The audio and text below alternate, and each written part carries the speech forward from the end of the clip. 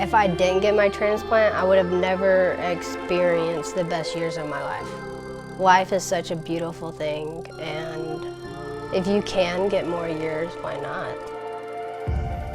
I'm proud of myself because I can go out and run a marathon and go ride 70 miles and stuff, and it's not like I'm punishing myself because I don't feel worthy anymore.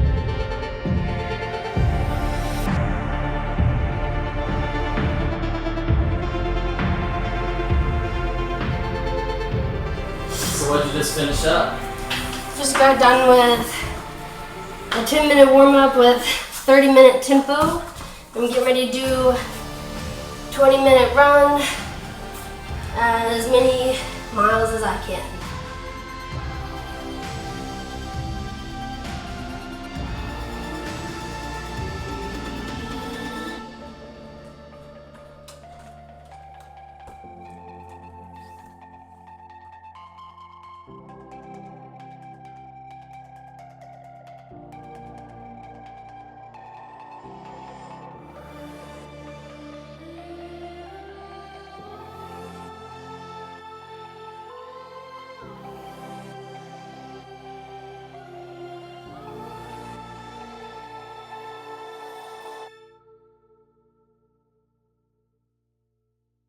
It's crazy to think that 30's coming up, yeah, because I never thought I would see 30, but I'm very grateful for it because it's like these have been like the best years of my life, and I'm super thankful that I got to live this long to see them.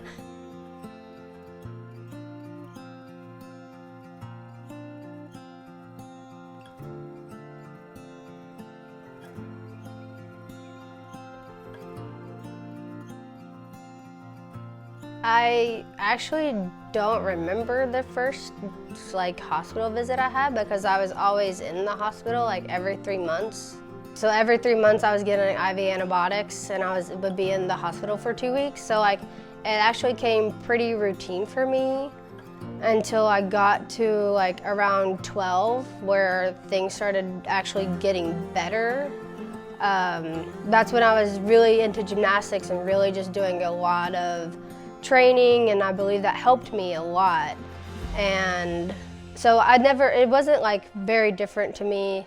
And I would have pick lines all the time doing, probably stuff I shouldn't have done, but I didn't know. And I didn't feel different until I got older and realized I was. I started gymnastics when I was very young. So that was the sport I did growing up. And I tried other sports here and there, but that one I was actually really good at. I just kept growing in the sport, and then I got on a competitive team, and we traveled around the United States with me competing. So it was very intense, and when I got homeschooled, that was actually the healthiest years that I had with cystic fibrosis.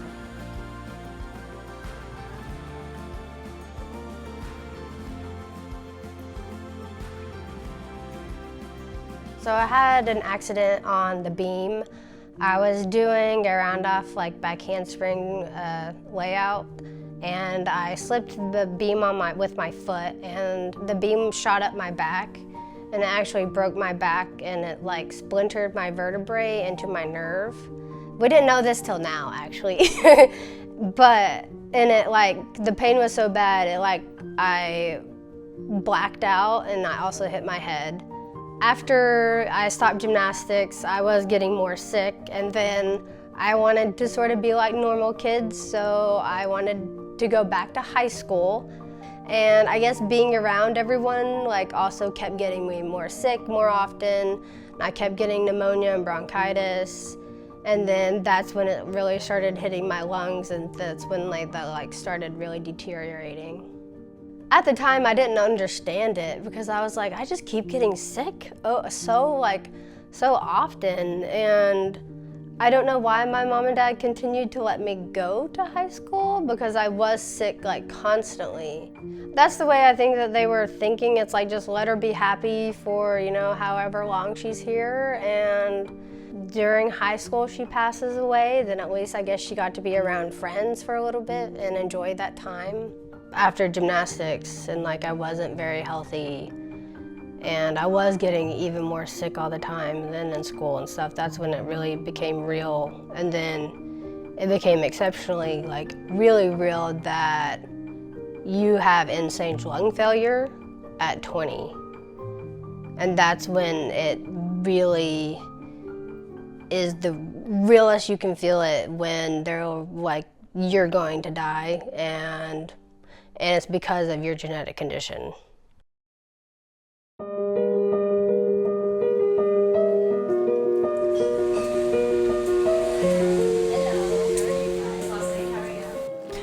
We did physical therapy to help loosen up my back, to help my running. So I get really stiff due to my back injury, so I had to have physical therapy to help loosen it. Just so I'm nice and limber, so I'm not just getting stiffer and stiffer during training.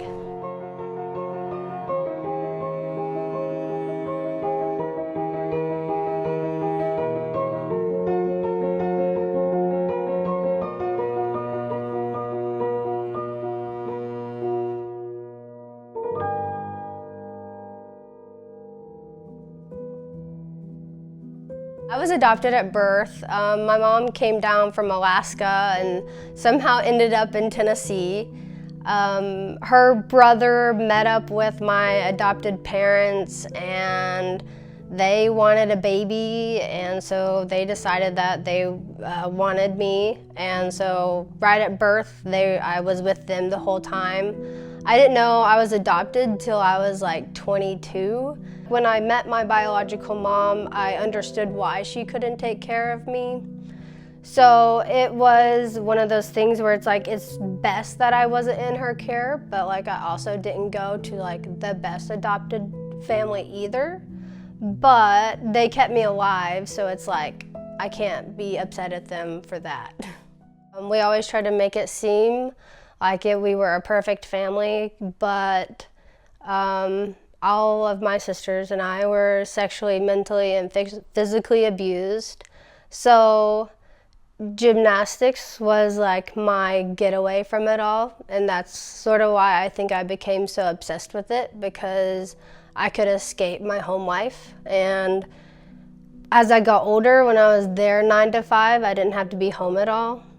And that's 8 hours, almost like 9 because of the drive, that I didn't have to be around those people. So in a way, gymnastics was like my saving grace with my health and with my mental health, actually.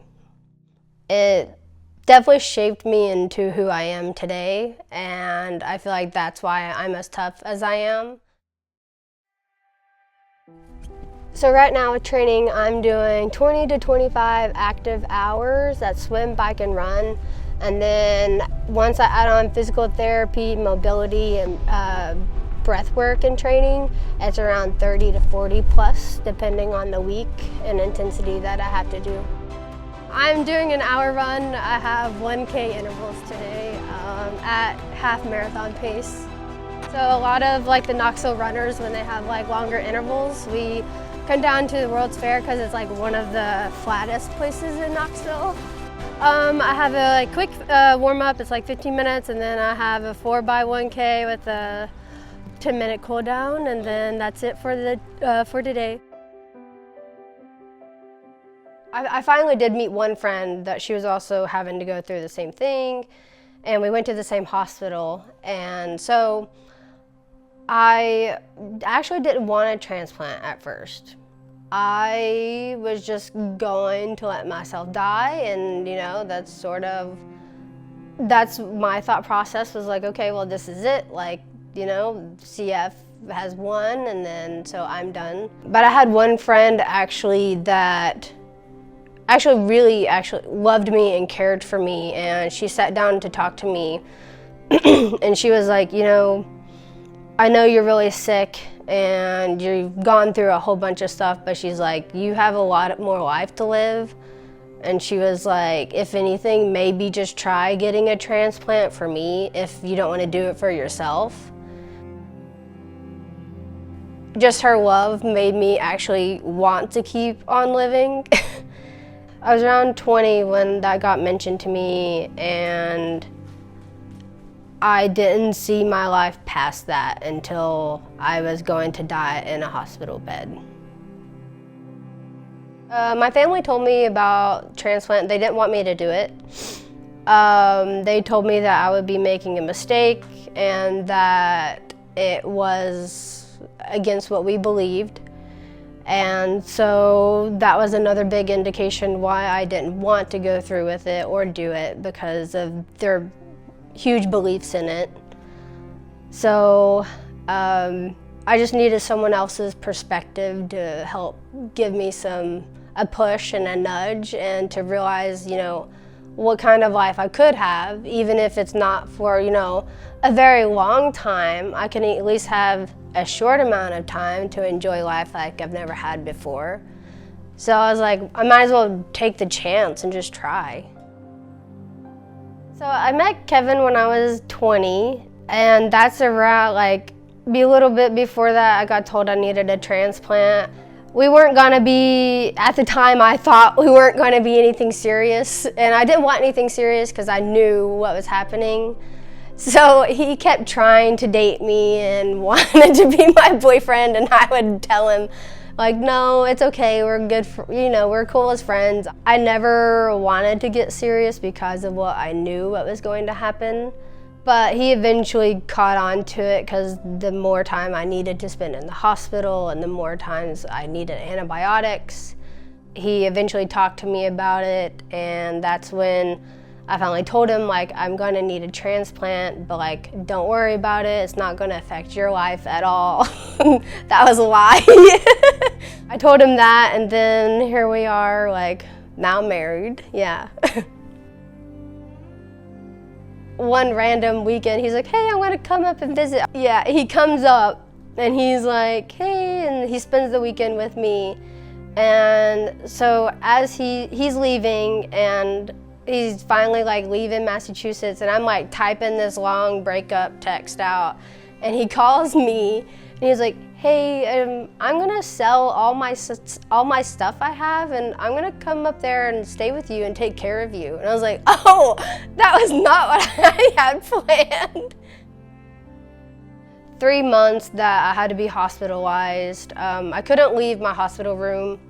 They wouldn't let me really do anything because they were so worried that at any moment that I was gonna pass. So actually the day before I got my transplant, I got a dry run. So that was my third one. One of my dry runs, they took me down to the OR, they put me to sleep, and I woke up and I was like, I don't have new lungs. And they were like, yeah, they didn't match. So that was hard. And so the day before my actual transplant, I had another dry run, and then at the very last minute, they were like, oh, that wasn't, a no-go. They weren't good. Then they were also talking to me about putting me on a ventilator. They were talking to me and Kevin about putting me on a ventilator and letting me pass, just because my carbon dioxide levels were so high that they were gonna let my lungs rest, and then they would eventually take me off the ventilator and let me pass peacefully. So that was up in discussion, and then there was a random call for lungs. So they said that they were going to take them. They had to go out of district for them. And they could do that because I was part of a lung study for them. I didn't believe that I was getting new lungs because all the other times I wasn't. So me and Kevin were just sort of holding each other and loving on each other, doing face masks. And he was doing my hair, trying. And so when they were like, oh, are you ready to go down? I was like, oh, it's for real. I was like, oh, okay. And I was like, I'll maybe see you again, Kevin. Because I was like, if I don't get them, then I'm going to have to go on a ventilator. And that was it.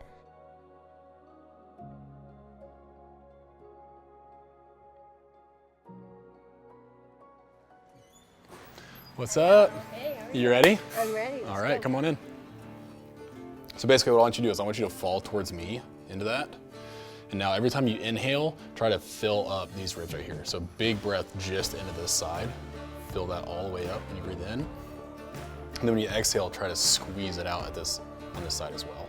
So you're just trying to make all the breath happen through these ribs right here. Okay. So when we breathe, right, we're not actually moving air in and out with our lungs. We're using our respiratory muscles to breathe. So our diaphragm is kind of the primary muscle that we use. Our diaphragm contracts when we inhale, relaxes when we exhale. But our accessory muscles, like our intercostals, which are the muscles in between our ribs basically, are the accessory muscles for respiration. And so basically with her, what we're trying to do is help Cass to get more volume with every breath. She's been pretty tight, pretty locked down. She could tell when she first got into the stretch, like through her ribs and through her shoulders. And so it's just keeping her from being able to expand fully and get a nice full breath in. And if those muscles can't fully contract and expand, then we're limiting how much air we can actually get into our lungs to create more volume for our air. So that's what we're trying to do here. I'm trying to get her kind of like if my fingers are her ribs. With every inhale, I'm trying to get her to try to expand those a little bit more to try to get more space and kind of fire up some of those muscles. But basically, long story short, what I'm gonna have Cass do is use this device. This is called a breather fit. Basically, it's a device that helps you do respiratory muscle training. Again, we've been talking about respiratory muscles, right, as what drives the air in and out, okay? Diaphragm, as it contracts, you are gonna breathe in, and it contracts just like any other muscle. So you think about your bicep, like when you contract your bicep, your arm comes up, and it relaxes, it goes back. Your diaphragm, when it contracts, it draws air into your lungs. When it relaxes is during your exhale, the air goes back out. Similarly, the abs and your pelvic floor, when they contract, that's actually making the exhale happen. So like if you like to blow out real hard and go, it feels almost like doing a sit-up, okay?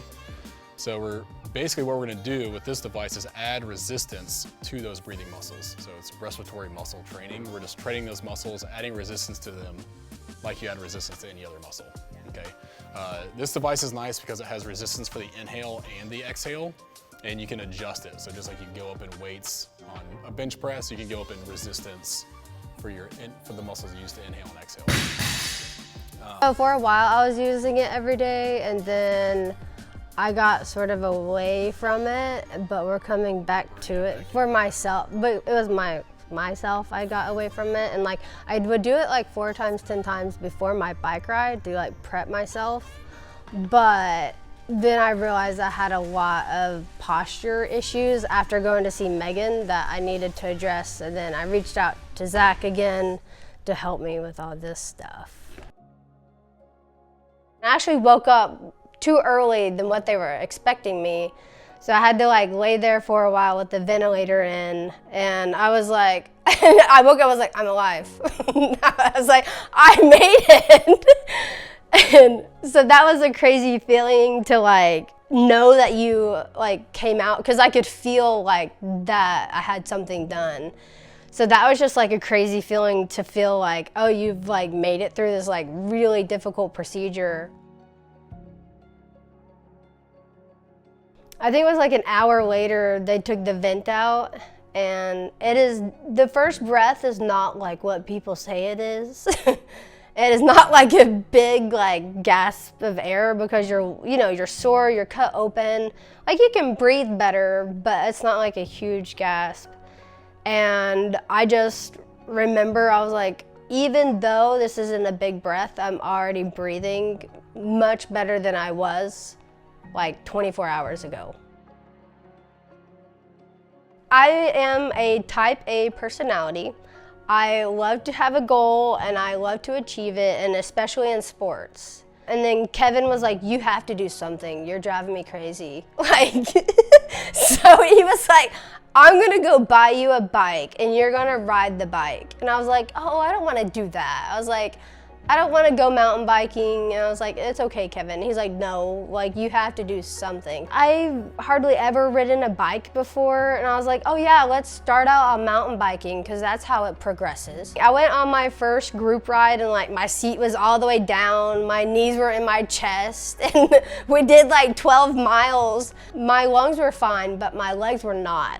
That's when I was like, oh, so it's like taking a shift where my lungs can handle what I'm doing, but the rest of my body is actually too weak to do it. I just started running here and there, and I entered a few like little races, And then I met this one lady who was like, oh, you do both of those, you should try triathlon. So I was like, oh, what is a triathlon? So all this was like brand new to me, and like my whole life, like my whole brain exploded when I realized that all these people do all these things, and I had no idea. So I found me a coach, and I was like, well, you're gonna teach me how to swim so I can do all this myself. I'm Tracy McKee.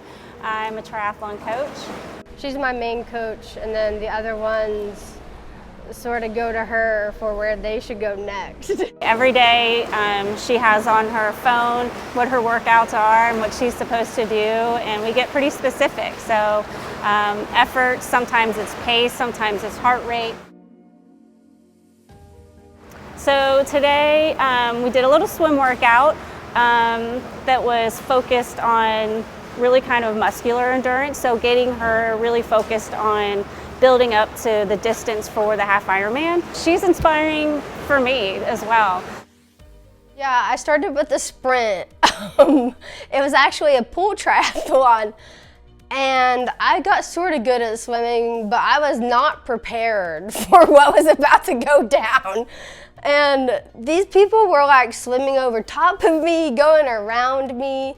And I was like, I sat sort of on the wall. Thankfully, it was in a pool. I finally got to the bike and the run, and those were my two really good things. So like, I crushed them, and like, I got second in my age group, and that was my first race ever. So yeah, that's like how it started. And then my next race I did, I believe, was an Olympic, and I got second in my age group again, and for both of those two races I did, I qualified for age group nationals last year.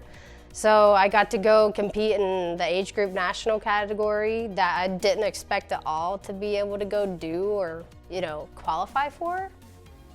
I am in a huge building base right now for my Ironman 17.3 Chattanooga. It's a 6-month build. It's been a very hard build because we want me to get a really good place so I can try to go to the World 70.3 World Championships next year. So my coach is really pushing me and teaching me and getting me in shape. Before I do my Ironman, actually I have a sprint triathlon that I'm gonna do just to sort of get everything in tune to make sure like everything feels fine, and that's what I'm going to get categorized for my para racing series that's going to be coming up as well. So every week I train, swim, bike, and run around like 20 to 25 hours. Right now we're on a big bike building, so I'm on the bike a lot more than I am running and swimming. So when I first started, I was swimming like 4 days a week, like an hour or more every time, just dialing in my form. And my running is actually pretty good, so we're working on the other weak point. Kevin knows my past and what all I've went through, and he wants me to do whatever I want to make me happy. He wants me to reach whatever potential that I want with it. So that is how I have time to do all this, is because this is a job, like this is my job, and he's my #1 sponsor, so I have to give him results. Because I didn't get to do my dream with what I wanted to do with gymnastics, I found this alternate thing that I was going to live out that dream through. And it hasn't been here recently that I found a sports psychologist, and she's helped me heal a lot of my past trauma. Of course, everyone wants to accomplish something in a sport, but if I don't make it, it'll be okay, and I'm not trying to constantly redeem myself, or, because of my parents didn't make me feel worthy, I'm not just trying to find worth in a sport anymore.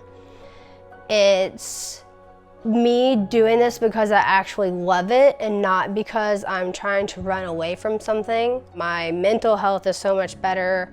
I love myself, and it's like I'm proud of myself because I can go out and run a marathon and go ride 70 miles and stuff, and it's not like I'm punishing myself because I don't feel worthy anymore. It feels really good because I actually am genuinely happy with my life for once. I feel loved by the people that I've surrounded myself with.